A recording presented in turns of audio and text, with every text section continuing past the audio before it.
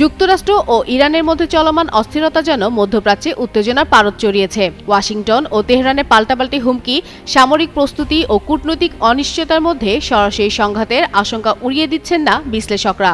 এই পরিস্থিতি সরাসরি প্রভাব পড়তে শুরু করেছে আকাশপথে, যেখানে নিরাপত্তার ঝুঁকির কারণে একের পর এক আন্তর্জাতিক ফ্লাইট বাতিল করা হচ্ছে।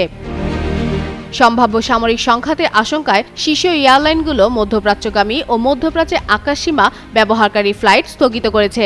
নেদারল্যান্ডসের KLM, জার্মানির লুফথানসা ও ফ্রান্সের এয়ার ফ্রান্স ইতিমধ্যেই ইরান, ইরাক, ইসরায়েল ও উপসাগরীয় অঞ্চলের বেশ কয়েকটি গুরুত্বপূর্ণ গন্তব্যে বিমান চলাচল বন্ধ এবং সীমিত করেছে। এতে তেল আবিব, দুবাই, রিয়াদ ও দাম্মামের মতো প্রধান আন্তর্জাতিক হাবগুলোতে বড় ধরনের ব্যাঘাত সৃষ্টি হয়েছে। ভূরাজনৈতিক ঝুঁকির কথা উল্লেখ করে এয়ারলাইনগুলো বলছে, যাত্রী ও বিমানের নিরাপত্তাই তাদের সর্বোচ্চ অগ্রাধিকার।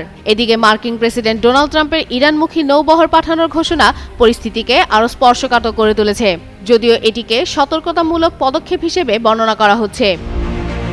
এভিয়েশন বিশেষজ্ঞদের মতে, মধ্যপ্রাচ্যে মিসাইল ও ড্রোন হামলার আশঙ্কা বেসামরিক বিমান চলাচলের জন্য বড় হুমকিতে পরিণত হয়েছে। ফলে যুক্তরাষ্ট্র ইরান উত্তেজনা প্রশমিত না হলে বৈশ্বিক আকাশপথে এই অস্থিরতা আরও বাড়তে পারে।